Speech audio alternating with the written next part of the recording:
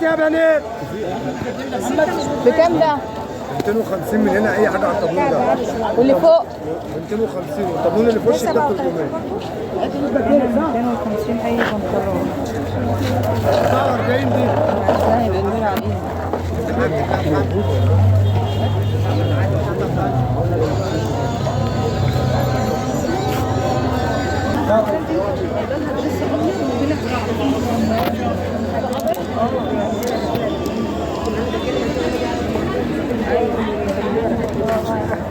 قال لك بكام ده لو سمحت؟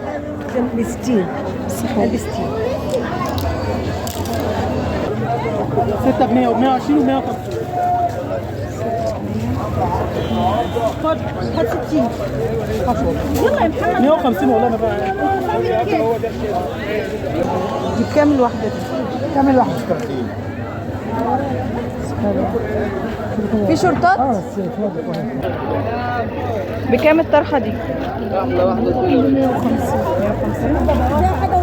عيب عليك لو فيها حاجة وانت علينا ولا ايه؟ ايه؟ اخت اللي عليها طبعا. صراحة حلوة وخفيفة يعني في الحر، بس حافظة عليها لانها بصي اقل حاجة بتروح القطعة.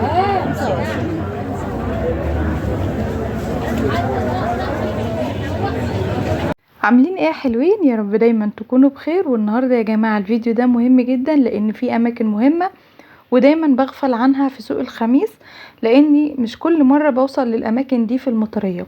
لما بدخل من ناحيه الميدان يعني الجوله بتاعتي ما بتوصلش لحد هنا، السوق بيكون زحمه جدا وكبير قوي، وقليل لما باجي لحد المنطقه دي.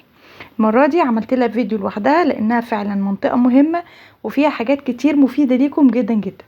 مبدئيا كده انا هنا قدام باب العيادات الخارجيه للمستشفى المطريه، قدام باب العيادات على طول.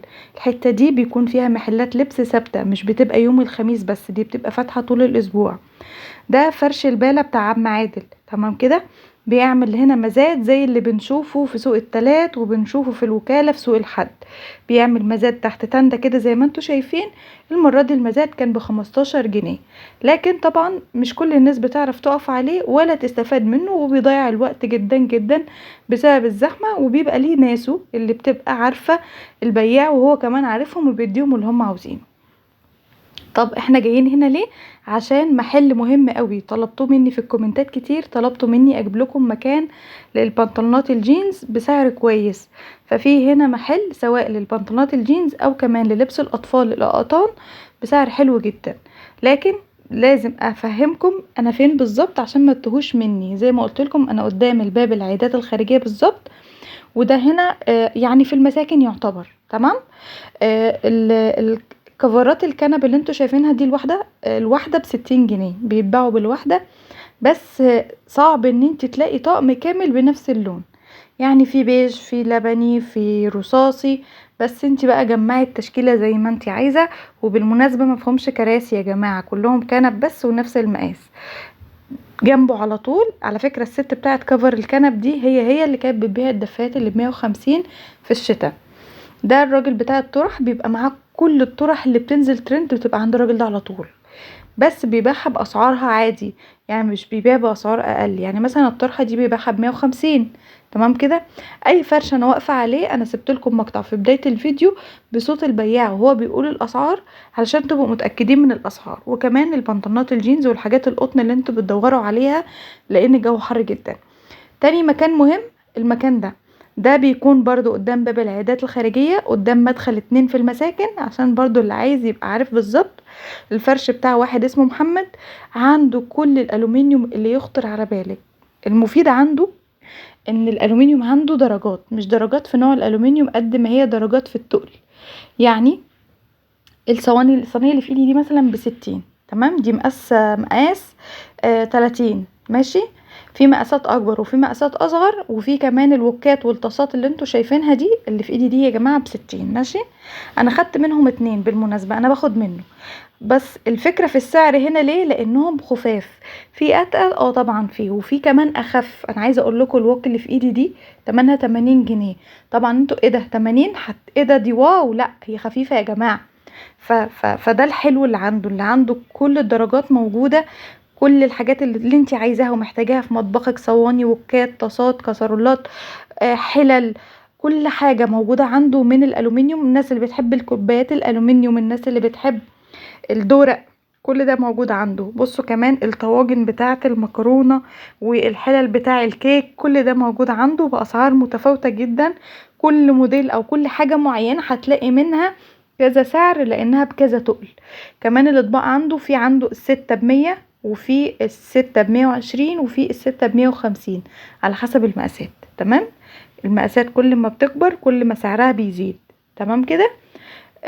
الفرش قدام محل زمزم. محل زمزم ده يا جماعة صورتهولكوا كتير جدا زمان، هو بيبيع لبس اطفال اقطان، اللي هي السلوباتات القطن، الفانيلات، الحمالات القطن، وهكذا. كان قدامه فرش كبير جدا وثابت يا جماعة، ما بيتحركش من مكانه. بيبيع كل البنطلونات الجينز اللي انتوا شايفينها دي، في منها حريمي وفي منها رجالي، وفي بنطلونات هي لوحدها كده تمشي الاتنين ماشي. ب250 جنيه اي بنطلون قدامنا على الطاولة دي، وده سعر ثابت يا جماعة. عنده جميع الموديلات والمقاسات اللي انتوا عاوزينها. وفي كمان طاولة تانية بتكون اغلى شوية، سعر البنطلون فيها 300 جنيه. البنطلونات دي كلها مش ديفوهات ولا اي حاجة، فرز اول عادي جدا، لان في فرش هجيبها لكم في الفيديوهات اللي جاية بتبيع بنطلونات فرز تاني بيكون فيها ديفوهات بسيطة ويكون سعرها اقل. بس عايزة اقول لكم ان البنطلون بيبقى بتمنه 700 و800 جنيه، بيبقى عشان غلطة بسيطة بيتباع ب250 وب300. ان شاء الله هتشوفوه معايا في الفيديو اللي جاي. تمام كده. ده محل زمزم، انا وريتكم اليافطة بتاعته، وزي ما قلت لكم هو قدام باب العيادات الخارجية او في المساكن قبل مدخل 2. عارفين الدخلة بتاعت اولاد يوسف زكي؟ هم على نصيتها على طول جنب بتاع عصير القصب. يا رب اكون بعرف اوصف لكم الفانيلات دي كلها، اي واحدة ب15، قد ايه قطن وناعمين وحلوين قوي بجد. والمقاسات يعني من اول يوم لحد هنقول 3 سنين. في مقاسات اكبر جوه المحل مليان فرشات كبيره جدا. وكمان عنده الفانيلات القطن الرجالي اللي انتوا شايفينها دي، تمن الفانيلا الواحده 60 جنيه بس. عايزه اقول لكم البيضه خياليه يعني بجد، خامتها تحفه، ناعمه جدا وحلوه. وعنده كل المقاسات، عنده اي حاجه قطن انتوا محتاجينها. وعنده حاجه حلوه قوي هتفكركم بايام زمان وايام جدتنا، الله يرحمك يا تيتا ويرحم امواتنا جميعا. كانوا بيلبسوا القمصان القطن تحت الهدوم في الصيف. تمام، هوريهم لكم قد ايه خامتهم وهميه بجد، حاجه كده قطن بيور. بس انا هنا طولت شويه، كنت بدور لكم هل في فانيلات رجالي الوان ولا كلهم ابيض، بس الفرش ما كانش عليه شرطات، كانوا فانيلات بس. تمام. دي بقى القمصان القطن اللي بحكي لكم عليها، قطن اكيد التصوير مبين. بصوا اكيد مبين لكم قد ايه الخامة ناعمة جدا جدا، قطن 100%. ده كله بيبيعه ب60 جنيه. على فكرة في اماكن بتبيع الحاجات دي بارقام، والله العظيم بيبيعوها بارقام، فان ده يبقى ب60 ده سعر خيالي. تمام. الاوف وايت منه حكاية. عايزه اقولك لو انتي نفسك مش شرط، دي حاجات امهات وجدات، ده انتي لو عندك دريس مثلا شفاف شويه تقدري تلبسيه تحته حاجه كده خفيفه وجميله جدا. الطاولات اللي انتوا شايفينها دي عليها لبس اطفال، القطعه ب15 جنيه قطان، سواء شورتات او فانيلات او كمان سلوبيتات بيبي. المحل متخصص في الحاجات دي. ساعات بيكون معاه اطقم اللي هي ترنجات وفساتين بنوتاتي ومش عارف ايه، ملونين، مش شرط الحاجات البيضة او الاقطان الداخلية يعني، بس مش كتير. السائد عنده بيكون اللبس الداخلي. لو انتوا واخدين بالكم المحل من جوه فيه حاجات ملونة كتير وحاجات خروج، بس انا مركزتش عليها قد ما عجبني خامة القطن عندهم، مكانهم ما يتوهش. شرحته لكم كتير علشان اللي عايز يوصل لهم. زي ما قلت لكم عنده سلوبيتات البيبي والفانيلات القطن والشورتات القطن، عنده كمان القمصان الحريمي القطن اللي انتوا شايفينها والفانيلات الرجالي القطن، كل دي باسعار حلوه جدا. وادي واجهه المحل تاني قبل مدخل 2 في المساكن يا جماعه، قدام باب العيادات الخارجيه هتلاقوا الحاجات دي. وفرش الجينزات عنده خيالي بجد، حلو جدا. الزبدة دي بيقولوا انها زبدة بتتباع، زبدة مصانع بتتباع ب70 جنيه. لو حد فيكم بيستخدمها يقول لنا في الكومنتات حلوة ولا لأ، وبتستخدموها في ايه. تنفع في مخبوزات مثلا، تنفع في قلي البيض. قولوا لنا برضو، فيدونا بتستفيدوا منها ازاي، لان سعرها بسيط جدا بالنسبة لان هم بيقولوا انها زبدة. تمام، عشان تفيدوا غيركم برأيكم في الكومنتات. طلعت هنا بره، ده الشارع اللي لو مشينا فيه لاخره هيودينا على مدرسة رفاعة الطهطاوي. طبعا دي دخلة السوق اصلا، ولو مشينا قدام شوية بالطريق المعاكس هتلاقي نفسك جنب مستشفى المطرية. تمام. ده بياع السمك، بيبقى عنده كل انواع السمك اللي انتوا شايفينها، المتقطع جزل، وكمان البولتي كان بيبيع منه 3 كيلو ب100 جنيه 3. برضو لو حد جرب منه ان هو بيعبي ما شاء الله بيبقى عليه اقبال شديد يعني، فاللي جرب منه يقول لنا، لان في واحد تاني هوريهولكوا في نهاية الفيديو بيبيع الكيلو ب80. فاللي جرب ده يقول لنا، واللي جرب ده يقول لنا. ومش دايما بيبيع ال3 ب100 على فكرة، ده احجام، ساعات بيكون معاه الاتنين ب100 وساعات بيبقى ب60 وهكذا. بالمناسبة التوم في السوق كان وصل ل35 وال40. قولولنا عندكم في منطقتكم التوم وصل لكام؟ انه دلوقتي ناشف خالص، فطبعا سعره زاد، وفي ب45 كمان، بس التوم الاحمر الكبير. قولولنا يا جماعة التوم عندكم دلوقتي بكام، وموجود اصلا ولا لا؟ في اماكن خلاص ما بقاش فيها توم.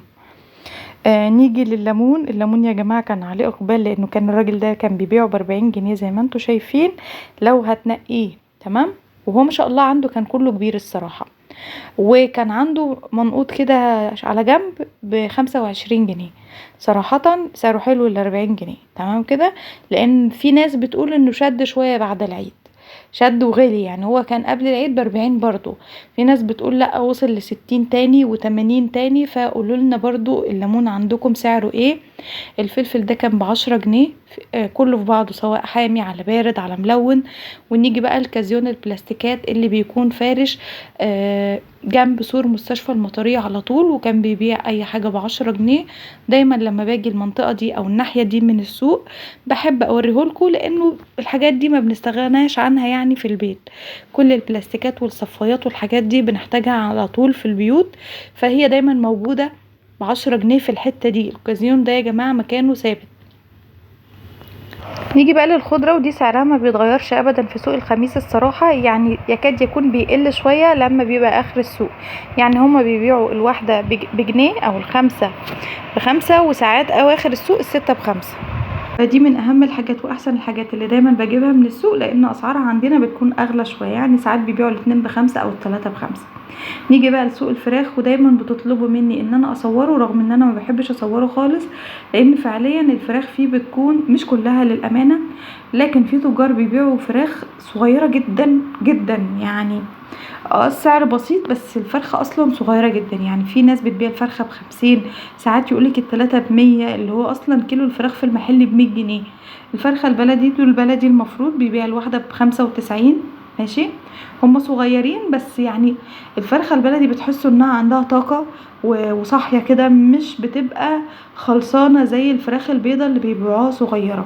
كمان الفراخ اللي بتكون في الارض دي بتكون مع فلاحين يا جماعة، فلو عايزين تجيبوا فراخ بلدي هاتوها من الفلاحين اللي فارشين في الارض، لانها صحيا بتكون يعني متربية في بيوت وكده.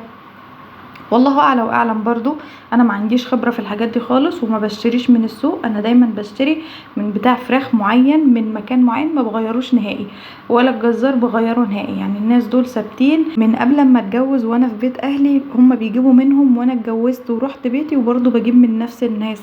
ليه؟ لان دايما الواحد لما بيتعود على مكان وشايف ان هو نظيف وحاجته كويسة ما بيغيروش. انا عزلت ورحت مكان بعيد، وكل فترة بنزل اشتري من نفس الناس.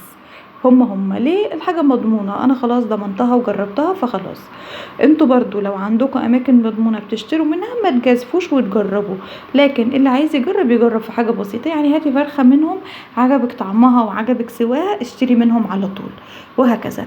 نيجي للسمك اللي قلتلكم عليه. السمك عند الراجل ده يا جماعة ب70 وب80. ماشي، السمك ده عند الفرش اسمه ابو احمد. الراجل ده حاجته حلوة برضو. بصوا شكل السمك عامل ازاي، يعني تفتح النفس، شكلها فريش وماسكه نفسها. والراجل ده السمك بيجيله حوالي الساعه 9 الصبح، وعلى الساعه 11 بيكون مشطب. تمام، بينضف لك زي ما انت عايزه، والسمك بتاعه بصراحه شكله جميل. كمان الباميه كانت ب50، والملوخيه كانت ب15. وبكده نكون وصلنا لنهايه الفيديو. اشوفكم ان شاء الله في فيديو جديد وجوله جديده. ما تنسوش اللايك يا حلوين. مع السلامه.